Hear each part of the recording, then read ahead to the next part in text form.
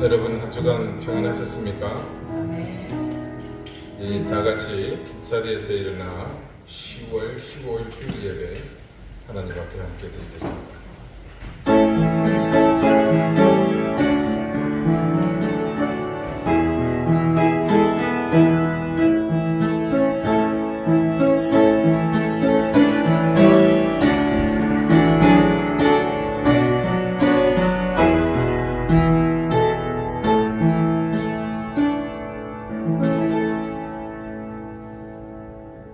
내가 여호와를 항상 송축하며 내 입술로 항상 주를 찬양하리이다.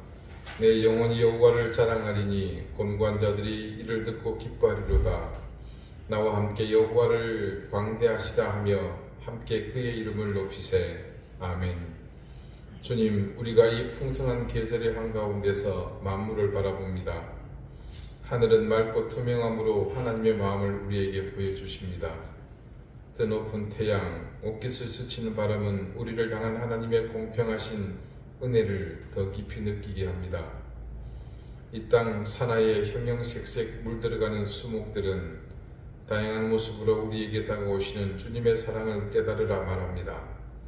주님, 우주 만물이 노래하는 창조주 하나님의 은혜와 그리스도 예수님의 사랑이 이토록 놀랍게 우리 가까이 계심을 깨달으며 감사로 은혜로우신 하나님 앞에 예배를 드립니다.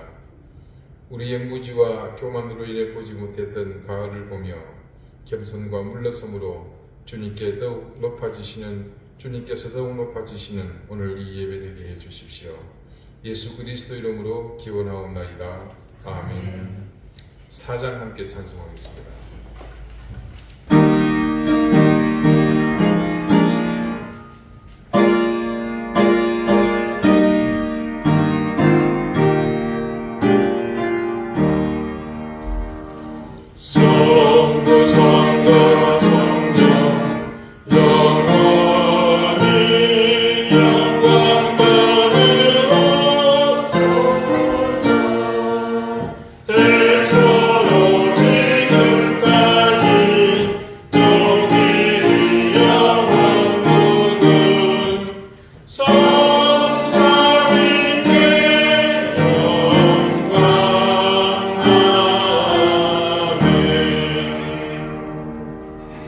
이제 다 함께 참여 기도를 드리겠습니다.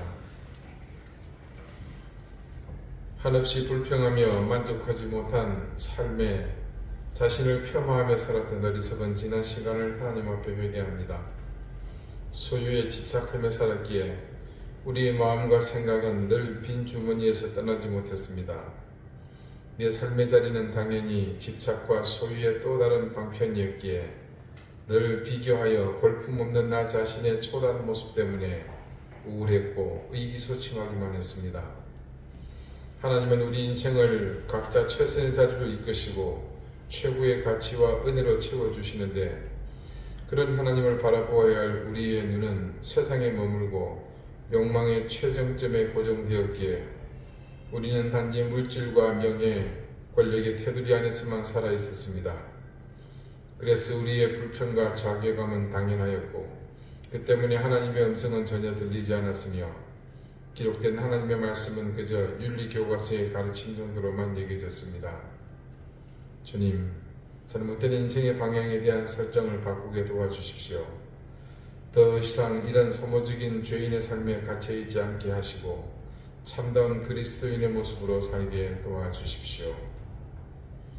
이제는 하나님과 나만이 하는 은밀한 죄를 생각하며 계속해서 침묵 가운데 참여의 기도를 드립니다.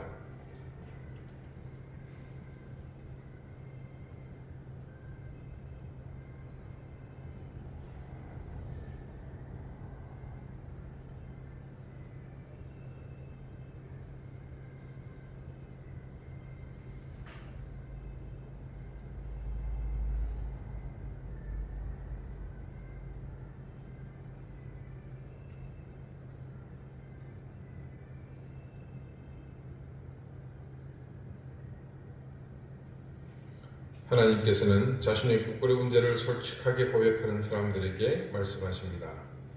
우리가 아직 죄인 되었을 때에 그리스도께서 우리를 위하여 죽으심으로 하나님께서 우리에 대한 자기의 사랑을 확증하셨느니라. 아멘. 이제는 사도신경으로 우리의 신앙을 고백하오니 나는 전능하신 아버지 하나님 천지의 창조주를 믿습니다. 나는 그의 유일하신 아들 우리 주 예수 그리스도를 믿습니다. 그는 성령으로 잉태되어 동정녀 마리아에게서 나시고 본디오 빌라도에게 고난을 받아 십자가에 못 박혀 죽으시고 장사된 지 사흘 만에 죽은 자 가운데서 다시 살아나셨으며 하늘에 오르시어 전능하신 아버지 하나님 우편에 앉아 계시다가 거기로부터 살아있는 자와 죽은 자를 심판하러 오십니다. 나는 성령을 믿으며 거룩한 공교회와 성도의 구제와 죄를 용서받는 것과 몸의 부활과 영생을 믿습니다. 아멘. 자리에 앉으시기 바랍니다. 이제 다 함께 성시를 교독하겠습니다. 성시는 교독문 17번, 시편 29편입니다.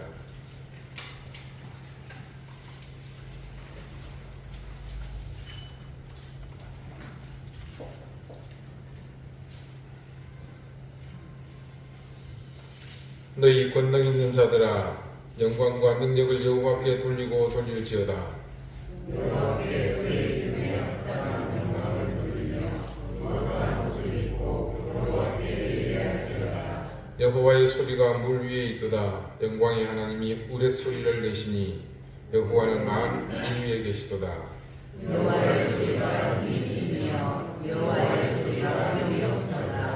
여호와의 소리가 백향목을 꺾으시며 여호와께서 레바논 백향목을 꺾어 부수시도다. 그 나무를 송아지같이 비례하시며 레바논과 시돈으로 그 송아지같이 비례하시도다.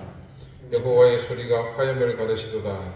여호와의 소리가 광야를 진동하시며 여호와께서 가데스 광야를 진동시키시도다. 여호와의 소리가 암사슴을 낙태하게 하시고 삼림을 말같게 꺾이시니 그의 손에서 그의 모든 것들이 말하기를 영광하다.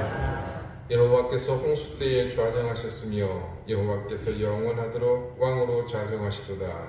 여호와께서 자기 백성에게 힘을 주시며 여호와께서 자기 백성에게 평강의 복을 주시리로다. 아멘.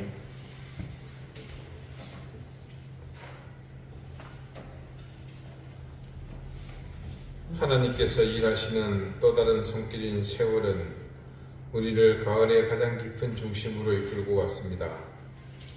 이 순간이 그저 우리의 감성과 인생의 여유로움을 주시려는 이유만은 아닌 것을 우리는 잘 압니다. 이 세상을 온통 채우고도 넘치는 이 가을의 언어로 하나님과 깊이 교제하시기 위함이며 또한 이 가을의 감동으로 우리의 찬양을 기대하시기 때문임을 잘 압니다.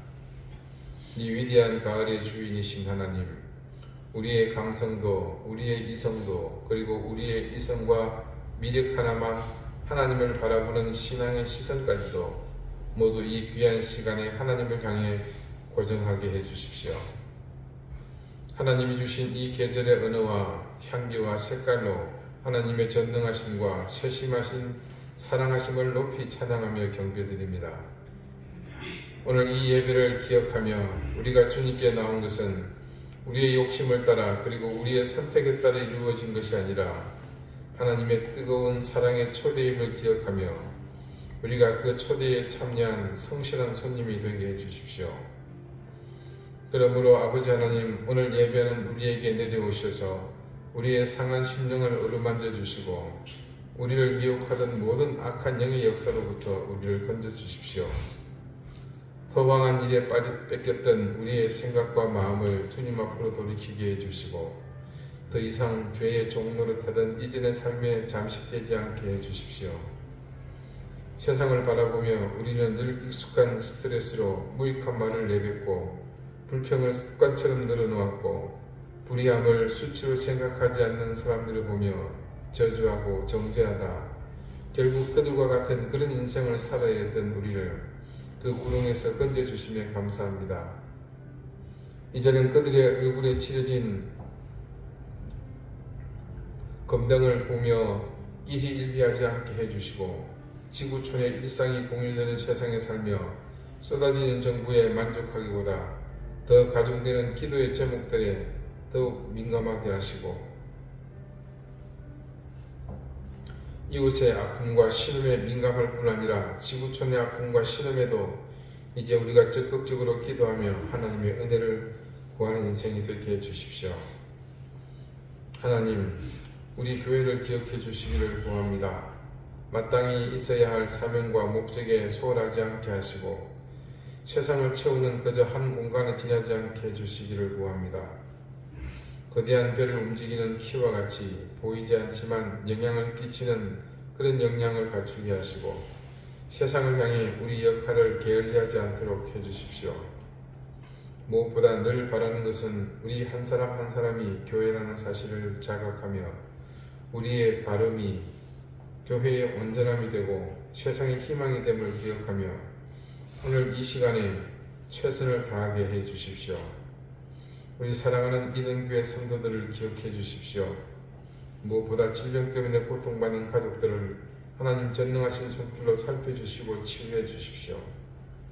어려운 경제 상황에 고통받는 교우들 생업의 현장을 하나님께서 지켜주시며 무엇보다 사랑하는 자녀들의 앞길을 주님께서 든든히 지켜주시기를 구합니다. 우크라이나를 불쌍히 여겨주십시오. 때 아닌 지진으로 고통받는 모로코와 또 아프가니스탄, 홍수로 고통받는 시리아, 그리고 무엇보다 우리 가까이 수해와 산불, 또 태풍으로 삶의 터전을 잃고 심지어 가족까지 잃은 이웃들의 일상이 속히 회복되게 해주시기를 간절히 구합니다.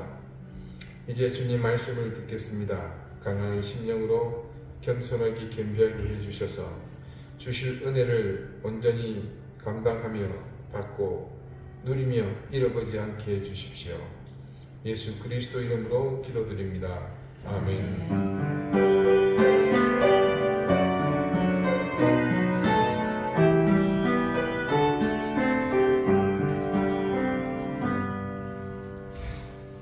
25장 함께 찬송하겠습니다.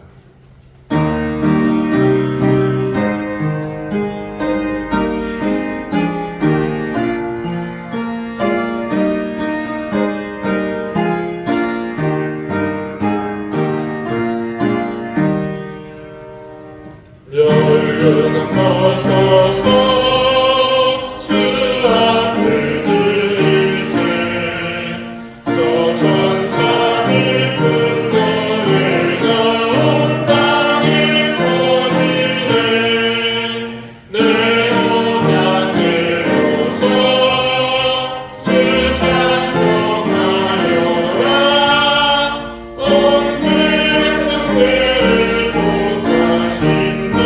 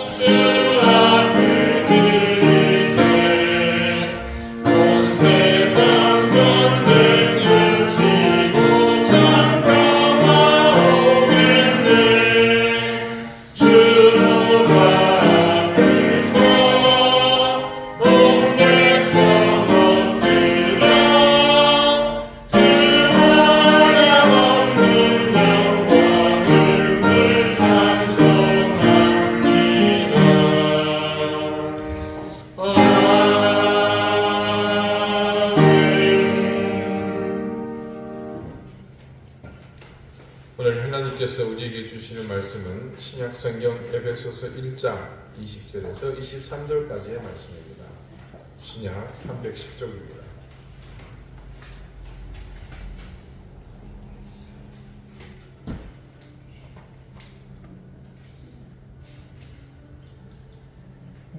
에베소서 1장 20절에서 23절까지의 말씀을 제가 읽겠습니다. 다 같이 자리에서 일어나 하나님의 말씀을 경청하십시오.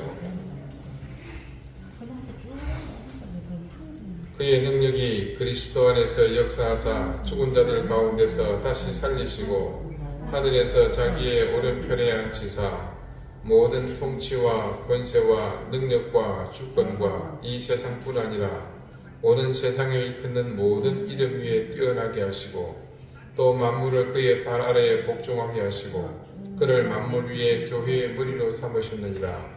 교회는 그의 몸이니 만물 안에서 만물을 충만하게 하시는 이의 충만함이니라. 아멘. 자리에 앉으시기 바랍니다. 이 말씀으로 하나님께서 우리에게 은혜 주시기를 원합니다. 우리가 이스라엘로 성지 순례를 간다면 여러분은 어디를 제일 먼저 가보고 싶으십니까? 처음 성지를 간다는 설렘 때문에 아마 여러 곳을 서둘러 가보고 싶을 겁니다.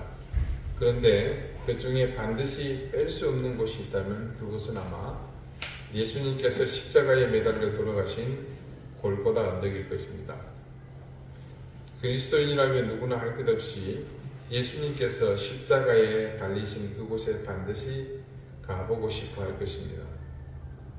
그런데 성지에 가서 예루살렘에 있는 그곳, 예수님이 달리신 십자가가 세워졌던 골고다를 가보면 우리의 기대와 전혀 다른 생경한 장면을 목격할 수 있습니다. 제일 먼저는 우리가 영화나 그림에서 보던 그런 언덕이 그곳에는 존재하지 않는다는 사실입니다. 골고다라고 하는 곳으로 성내의 좁은 골목을 비집고 올라가 보면 언덕이라고는 눈을 씻고 찾아봐도 없습니다. 대신 우리가 만나게 되는 것은 사방을 가로막고 있는 거대한 교회 건물들입니다. 모양도 제각각, 교파도 제각각, 사방을 둘러 온통 세워진 그 건물들이 그 정상을 모두 차지하고 있는 것을 볼 뿐입니다.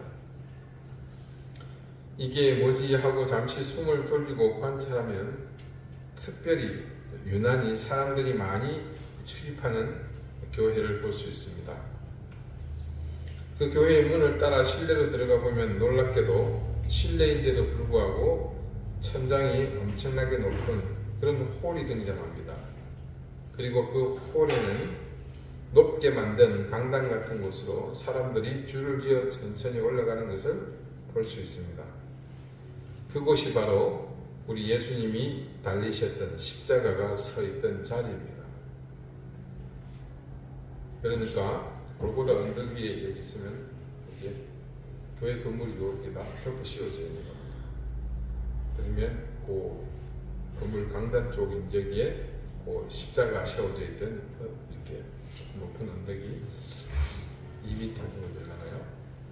그렇게 있는 겁니다. 이해가 되십니까?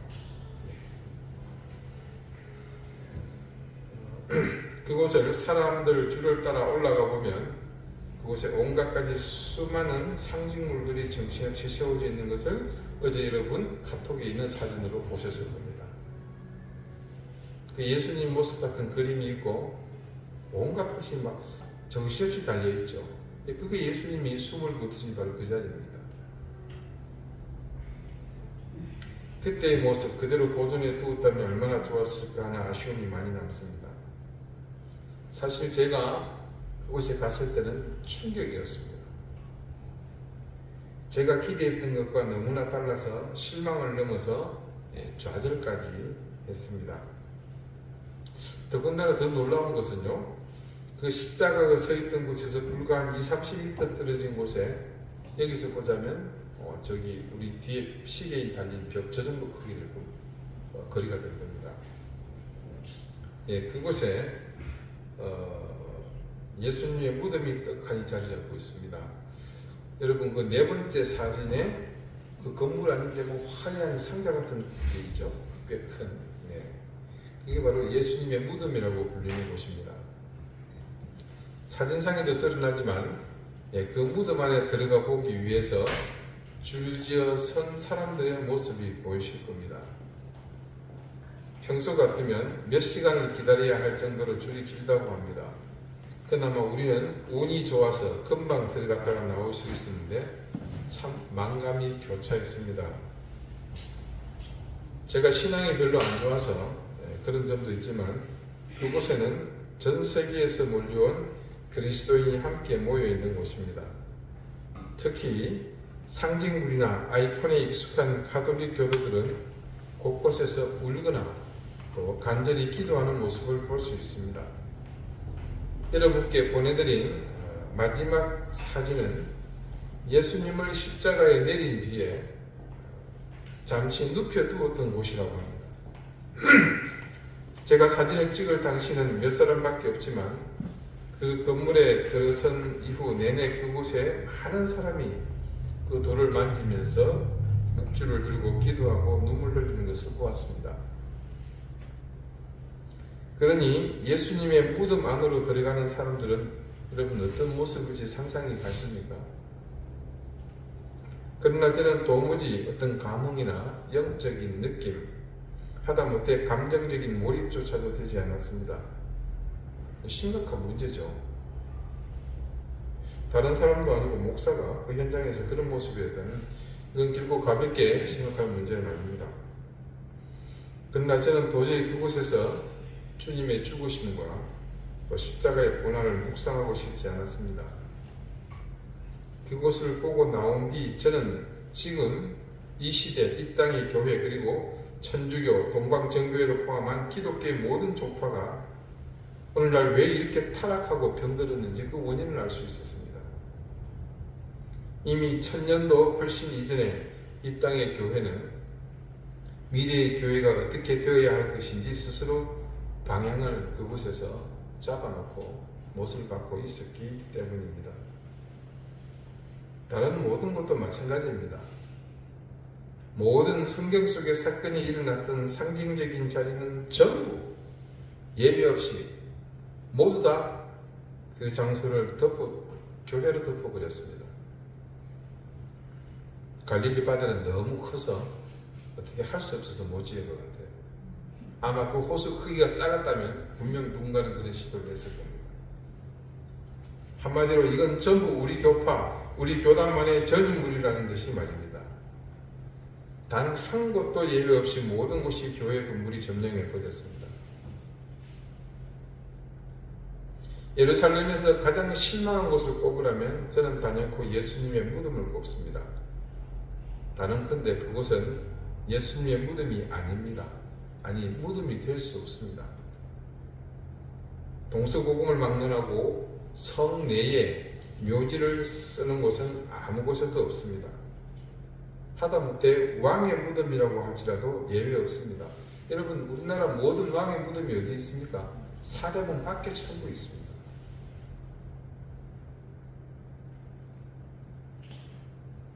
그런데 성 한가운데 사형장이 있다는 사실도 놀랍지만 그 안에 예수님만의 무덤이 있다는 것조차 난센스입니다. 그래서 요즘은 예루살렘 성 중에 가장 크고 웅장한 다메섹 문이라고 있습니다.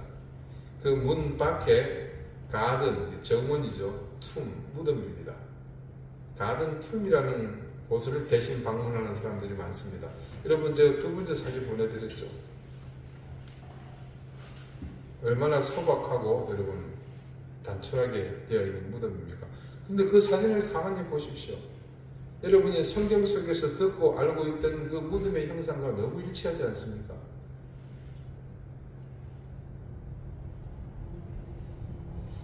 여러분 처음에 보았던 건물 안에 갇혀있는 그 언덕 위에 온갖 작동사리로 덕지덕지 붙여놓은 그 모습보다 이곳이 훨씬 더 예수님의 무덤 같다는 생각은 저만의 판단은 아닐 것입니다. 예수님의 죽음과 부활, 어쩌면 예수님의 무덤은 그 두 가지를 연결하는 중요한 장소라고 생각할 수 있습니다. 그러기에 어쩌면 초창기 언제인지 정확한 연도를 말할 수는 없겠으나 골고다 언덕을 차지한 교파가 자기 욕심 때문에 그 건물의 천장을 높이 그리고 넓이는 크게 해서 그 속에 예수님의 무덤을 임의로 만든 것은 아니지. 제 소견은 그렇습니다. 그 시대만 해도 교황이 이것이다 하면 모두가 그렇게 믿었던 시대이기 때문에 충분히 가능성이 있습니다. 여러분, 기독교의 최대 명절이 언제인 줄 아십니까? 이렇게 질문하면 대부분 교인들은 고민 없이 바로 크리스마스라고 대답합니다. 당연합니다. 예수님이 태어난 날이 세상의 어떤 날과 감히 비교할 수가 있겠습니까? 하지만 기독교 2000년 역사 속에서 교회가 말하는 최대 명절은 부활절입니다. 여러분도 한번 생각해 보십시오. 왜 성탄절이 아닌 부활절이 최고의 명절이 될 수밖에 없었는지 말입니다. 저도 처음에는 고민을 약간 했었는데요. 의외로 대답이 쉽게 나왔습니다. 복잡하게 생각하지 마시고 단순하게 생각해 보십시오. 내 사랑하는 가족이 태어난 날 모두 생전에 축하하고 잔치하고 선물도 주고받고 함께 기뻐했습니다. 그러다가 그 가족이 목숨을 잃었습니다. 죽었단 말이죠. 그런데 놀랍게도 안치실에서 살아났어요.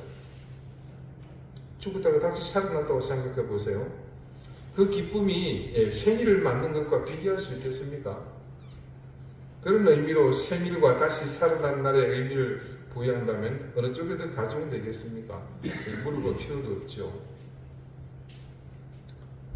지금도 마찬가지입니다만은 죽음이라는 것은 인간에게 있어서 가장 큰 위협이고 비교할 수 없는 좌절과 절망의 뚜렷한 분명한 실체입니다. 존 스토트 목사님이 죽음에 대해서 아주 현실적인 지적을 자기 경험을 토대로 이렇게 지적을 해주었습니다. 죽음은 가차없고 혹독한 원수다.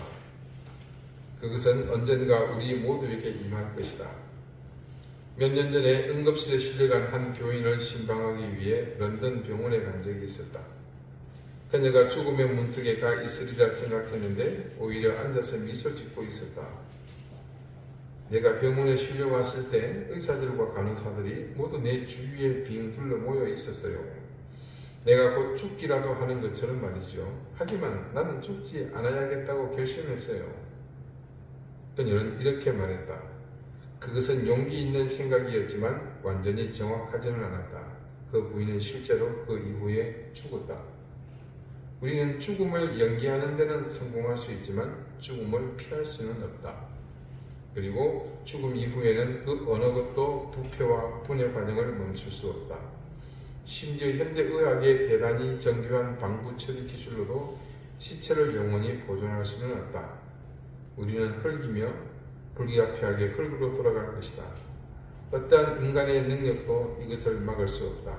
하물며 죽은 사람에게 생명을 돌려줄 수는 더욱 없다.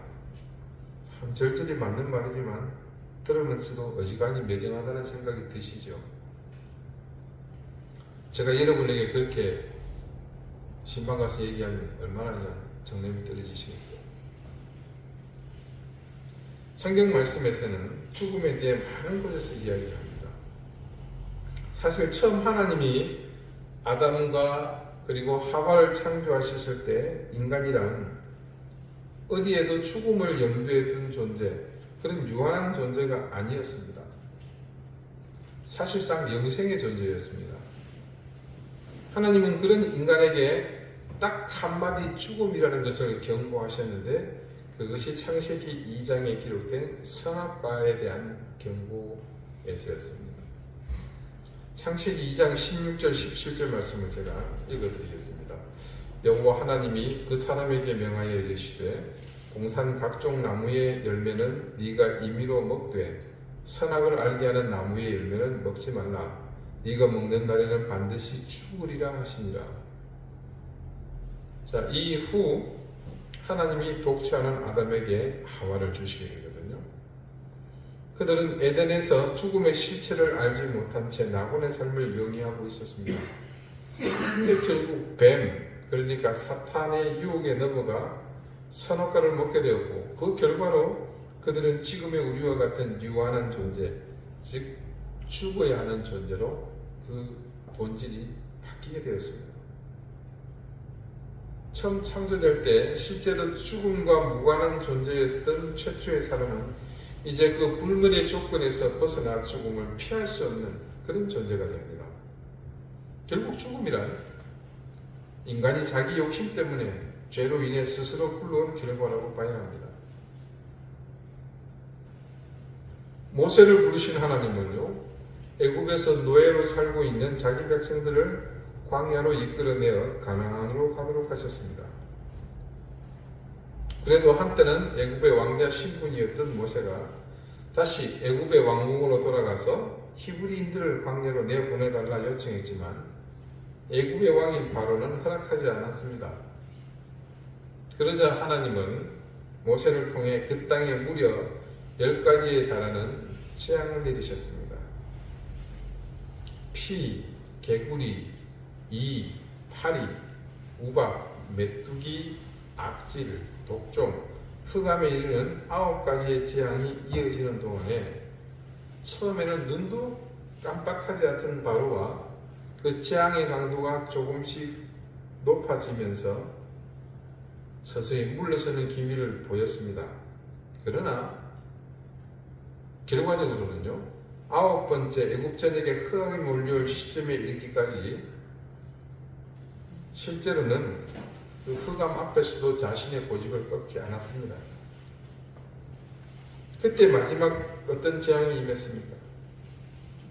애굽 전역에 단 한 집도 빼지 않고 집안의 노예에서부터 시작해서 왕궁 최고의 식군자인 왕의 가정에 이르기까지 처음 난 초태생, 즉 장자의 목숨이 한 집도 예외 없이 전부 다 잃게 되는, 심지어 집에 키우는 가축들에게서도 똑같은 일이 일어나지 않았습니까? 그때에는 이전과 바로의 반응이 완전히 다릅니다. 그 즉시 모세의 요구를 수용합니다.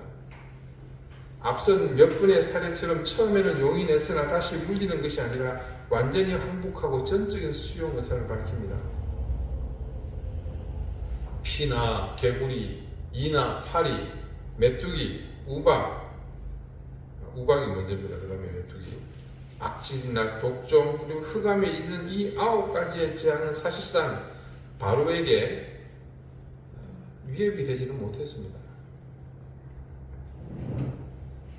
그런데 그들에게 죽음의 그림자가 드리울 것이라는 예고를 들었을 때도 설마했습니다.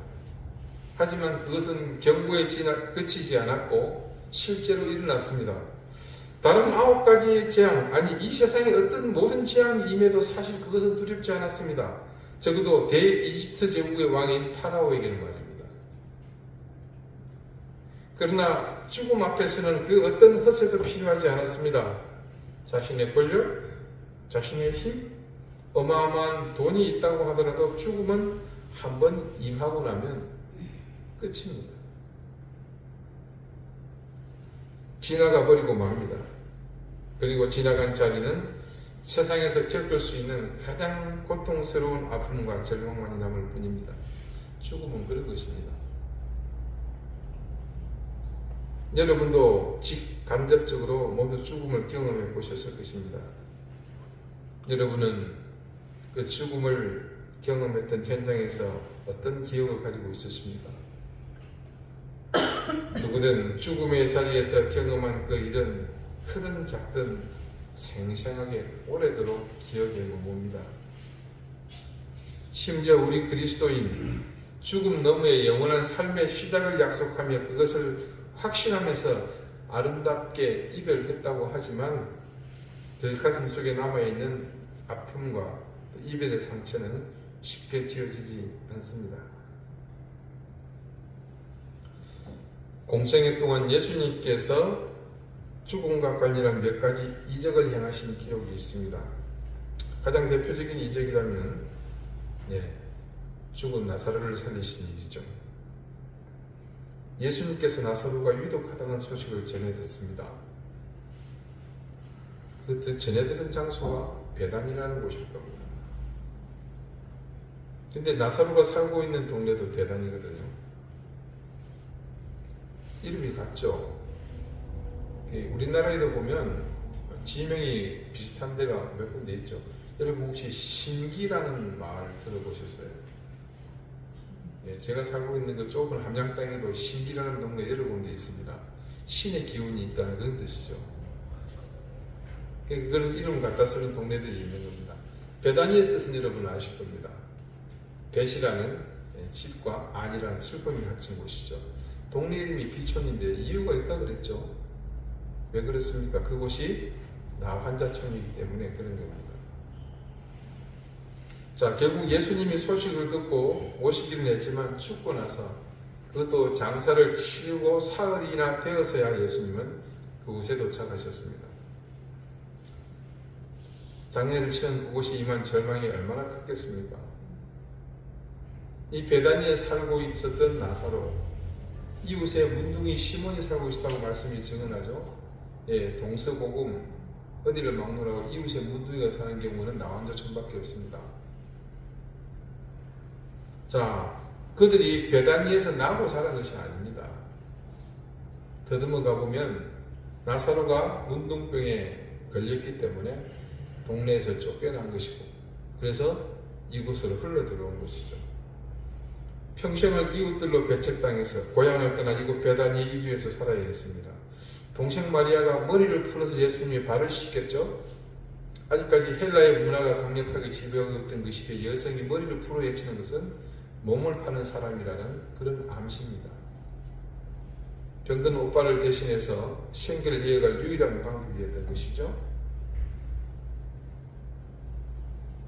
육체적, 정신적 고통으로 가득 찬 집에 마지막 그들이 도달하지 않았던 인생 최고의 좌절을 온 가족이 겪고 있습니다. 우리 주님은 도착해서 그 사실을 확인하고 지체하지 않고 묘지로 가셨습니다. 그리고 나사로의 이름을 부르시고 나오라고 하셨죠. 예, 나사로 이름 안 부르면 큰일 난다 그러죠. 묘지에서 다 나옵니다. 나사로만 부르시는 거예요.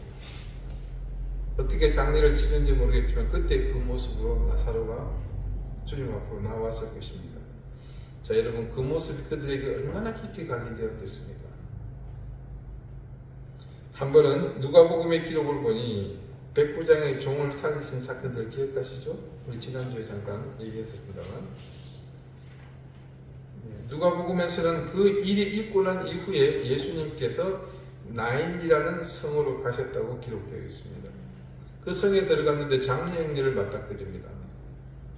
근데 그 장례에는 안타깝게도 젊은 청년의 장례식이었습니다. 더군다나 그 죽은 청년은 그 집안의 하나뿐인 아들입니다. 더 안타까운 것은 그 어머니는 남편이 없는 과부였습니다. 그러니 이 장례 자리는 그 어떤 자리보다도 절망과 슬픔이 더한 행렬이었습니다. 예수님은 그 극도의 절망에 휩싸인 과부를 향해서 울지 말라 하시고, 그 장례 행렬을 멈추게 하시고는 관에 손을 대시고, 청년아, 내가 네게 말하노니 일어나라, 그렇게 말씀하시고 그 청년을 살리셨습니다. 신약에서 대표적으로 죽은 사람을 살린 예수님의 이적이 가진 공통점이 무엇으로 드러나고 있습니까? 나사로의 집이든 나인성 과부의 집이든 두 가정 모두 처절한 고통과 절망에서 얼마나 큰 위로를 얻었겠습니까? 주님께서는 이 두 가정의 절망적인 상황을 불쌍히 여기셨다고 말씀을 증언합니다. 그리고는 그들이 넘어설 수 없는 그 한계를 무너뜨리시고 생명을 불어 넣어주시는 기적을 베풀어 주셨습니다. 그러나 성경 전체를 통틀어서 죽은 사람을 살리신 가장 위대한 사건은 누가 뭐라고 해도 하나님께서 예수 그리스도를 죽은 자 가운데서 다시 살리신 사건입니다. 자, 아까 죽음에 대한 존 스토트 목사님의 아주 그냥 밥맛 없는 그 차가운 견해를 잠시 보았죠. 그렇게 하신 이유가 있습니다. 죽음이라는 것이 그런 것이라는 말에 이어서 주님의 부활에 대해 이렇게 설명을 하십니다. 하지만 사람이 할 수 없는 일을 하나님은 하신다. 하나님은 예수 그리스도를 죽은 자 가운데서 다시 살리셨다. 먼저 하나님은 자신의 거룩한 자가 썩음을 당하지 않게 하시려고 자연적 부패 과정을 억제하셨다. 그 다음에 하나님은 죽은 예수님을 이 생으로 회복시킨 것이 아니라 이 생을 초월하게 하심으로 그 과정을 완전히 역전시키셨다.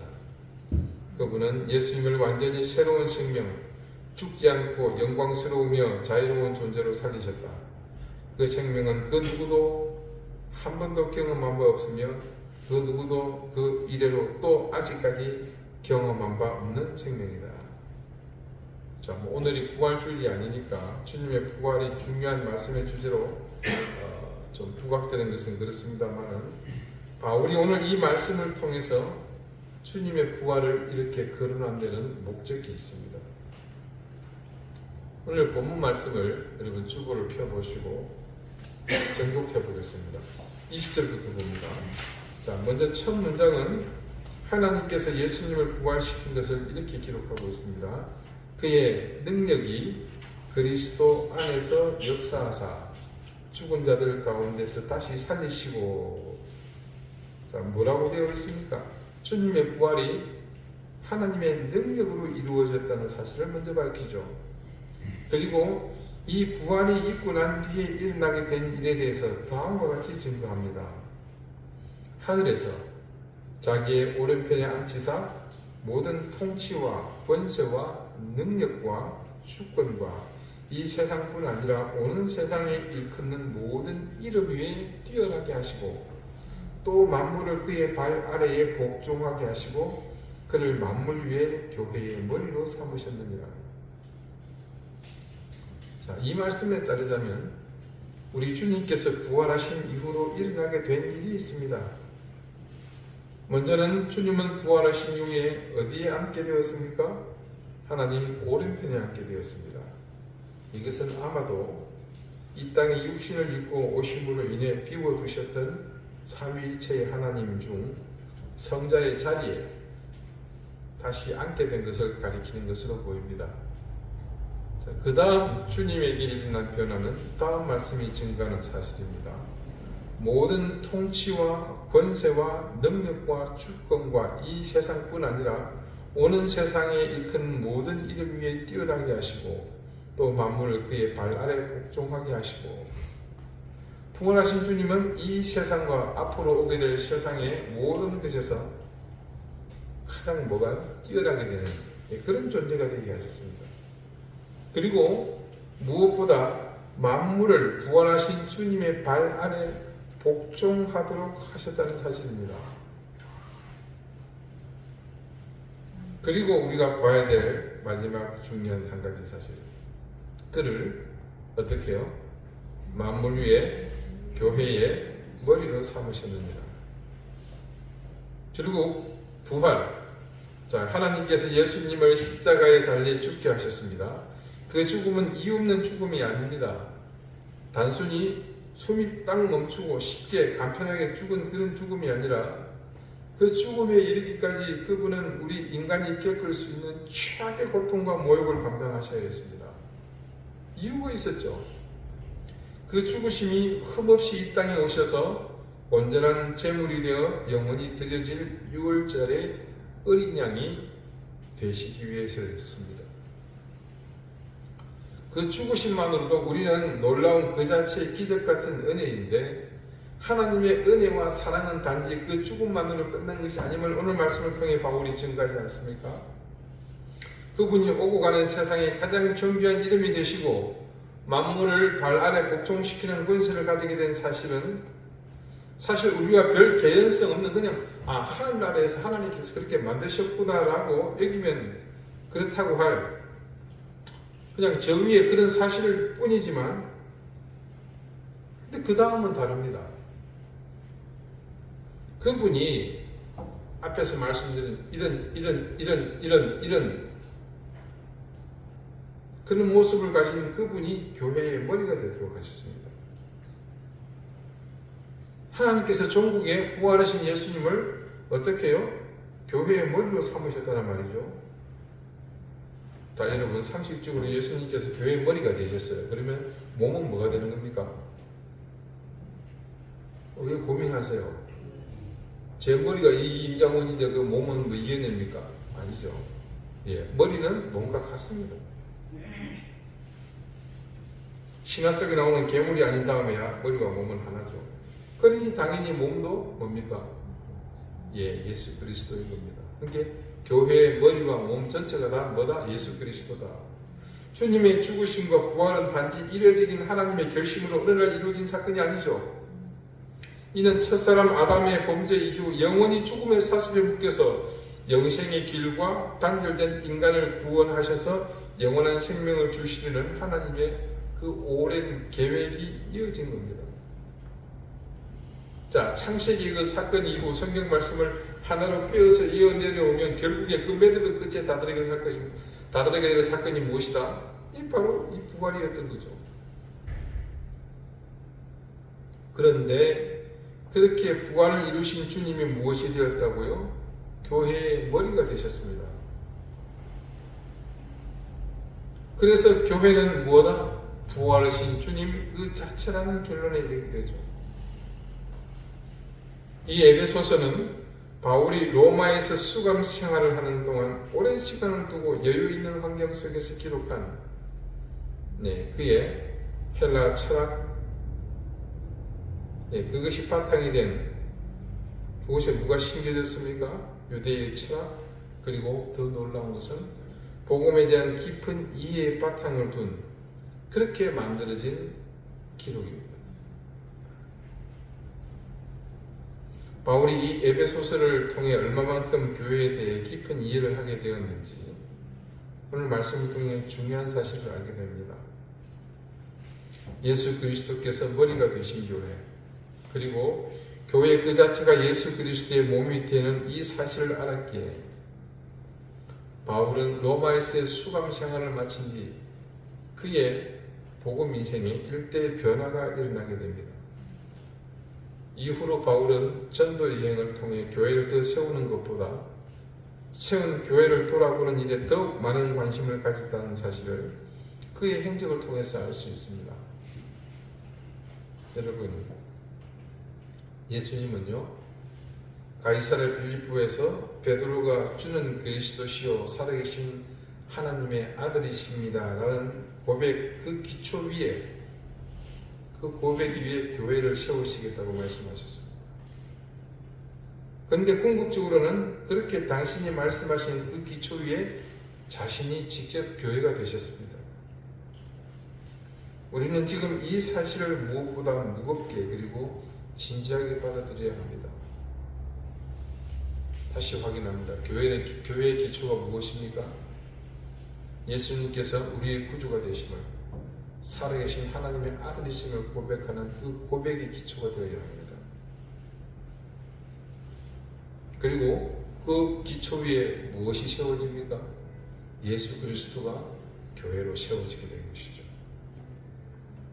누군가 돈이 있어서 교회 건물을 세우고 주변의 사람들을 끌어모아 형식을 갖춘다고 그렇게 해서 교회가 되는 것이 아닙니다.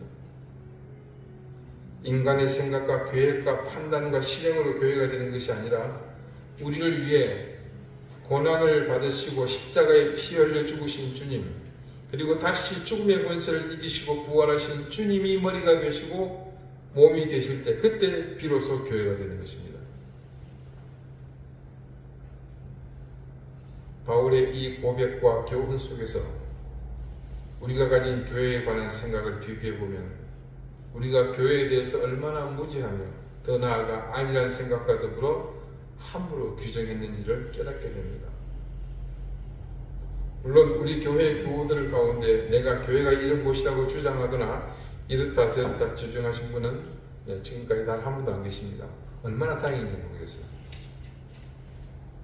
그러므로 이제 우리는 이 말씀의 근거에서 우리가 앞으로 가져야 할 교회에 대한 인식은 자명해졌습니다. 교회는 주님이 머리 되시는 곳이며 교회는 그래서 그분의 몸입니다. 이때 머리가 되시고 교회가 되시는 주님은 어떤 분이시라고요? 공생애를 사시며 제자들과 온갖 기적과 더불어 하나님의 나라를 선포하신 그 주님이 아니라 그 모든 것의 완성체, 십자가에서 죽으시고 장사한 지 사흘 후 그분의 숨이 멎게 했던, 그래서 그분의 모든 생애 과정을 숲으로 만들려는 그 죽음의 권세를 이기시고 부활하신 그 주님이라는 겁니다. 바로 그 주님이 머리가 되시고 몸이 되신 곳이 교회다. 그렇다면 마땅히 이 교회는 지금 주님의 부활이 증거되고 그 부활의 능력이 살아 숨쉬는 곳이 되어야 한다는 뜻이기도 합니다. 자, 여러분, 이제 그렇다면 과연 이 시대의 교회는 오늘 이 말씀이 증거하는 그런 교회라고 말할 수 있겠습니까? 다른 곳은 제쳐두고라도 우리 교회는 이 말씀에서 증거하는 교회라 우리 스스로 다 말할 수 있겠습니까? 우리가 중심이 되고 사람이 머리가 되는 교회는 반드시 그 유한함과 죄로 인해 멸망으로 나갈 수밖에 없습니다. 지금 당장에는 화려하고 모든 것이 넘쳐날지 모르나 종국에는 머리 없는 몸통처럼 향방 없이 이리저리 피를 따라 굴러다니다가 나락으로 떨어지게 될 운명임이 자명합니다.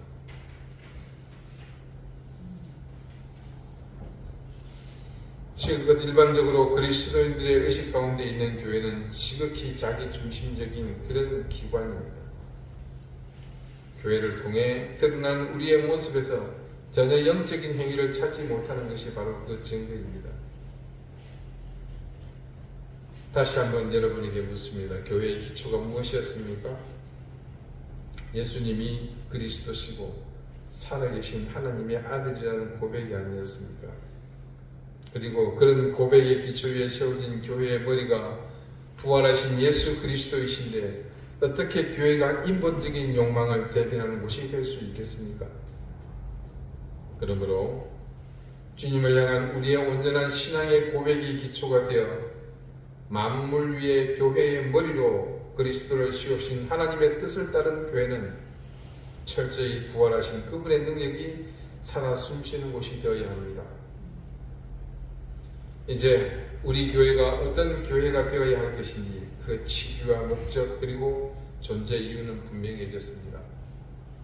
부활하시는 주님, 모든 이름 위에 뛰어난 그 이름, 만물을 그 이름 앞에 복종하게 하시는 그 주님이 우리의 머리가 되시는 교회, 우리의 의지와 욕망이 아닌 주님의 뜻과 이름으로 나아가는 교회, 우리 이된 교회는 바로 그런 교회가 되어야 할 것입니다. 기도드리시겠습니다. 우리 교회의 머리 되시는 주님, 그 주님께서 그리스도시요 살아계신 하나님의 아들이심을 믿습니다. 우리의 이 고백이 우리 교회의 기초가 됨을 저희는 또한 믿습니다.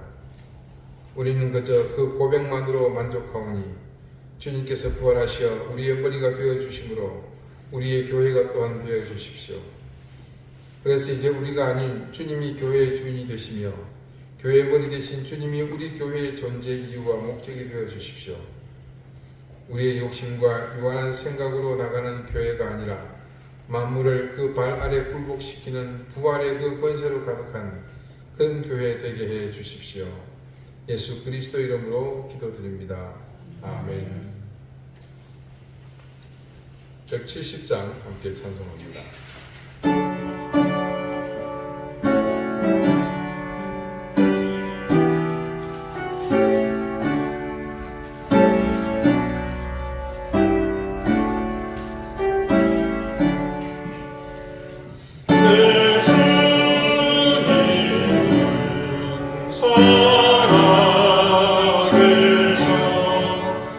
날 지켜주시니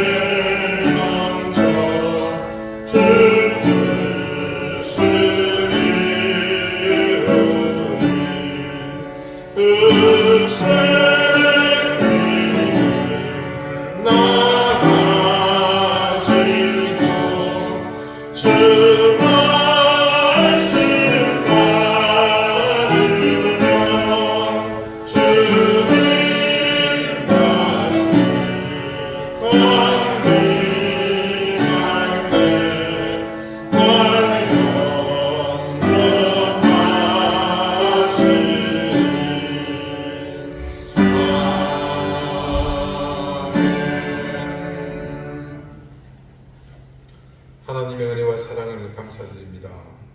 하나님께서 우리에게 주신 귀한 생명과 가정과 사랑하는 가족들, 우리 교회와 교우들, 그리고 우리가 먹고 마시며 필요한 모든 것에 주시는 것들, 그 모든 것이 하나님의 은혜임을 저희는 믿기에 그 고백을 이 물질을 담아 하나님 앞에 드립니다. 드리는 손길들의 마음을 기억해 주시고 하늘의 신령한 은혜와 땅의 기름진 복을 넘치게 되어 주셔서 그 인생이 하나님이 주시는 귀한 복으로 풍성케 해 주십시오. 감사드리며 예수 그리스도의 이름으로 봉헌 기도드립니다. 아멘. 네, 교회 소식 알려드립니다. 먼저 손님이 한 분 오셨습니다. 우리 김효경 선생님, 네, 지난주 가서 뵀었는데, 여러분 그 라운으로 가시다 보면 그 모퉁이에 조이 카페라고 있죠. 네, 그 카페를 운영하시는 사장님이십니다. 서울서 신앙생활 하시다가 우리 최부정 집사님과 인연이 되어서 오늘 함께 자리해 주시는데, 우리 잠깐 자리에서 조금 한번 일어나실까요? 네. 예, 저렇게 젊어 보이시는데도 예, 좀 연세는 있으십니다. 예, 승마를 아주 잘 하시고, 그리고 또 승마에 관심 있는 분들은 언제든지 연락해 주시면 친절하게 가르쳐 주실 겁니다. 앞으로 저희와 함께 신앙생활 할 때 우리가 함께 좀 가족으로 기쁘게 맞이하면서 귀한 시간을 보냈으면 좋겠습니다. 우리 박수로 환영하겠습니다.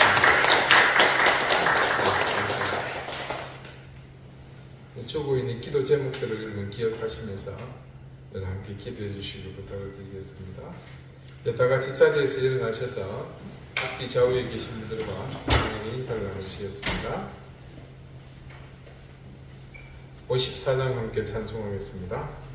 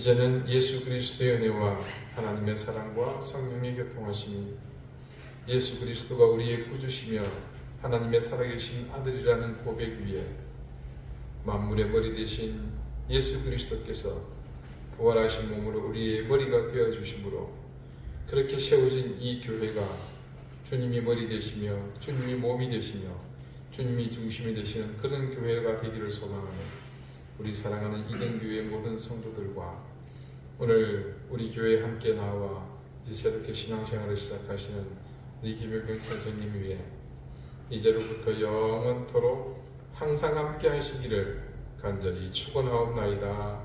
아멘.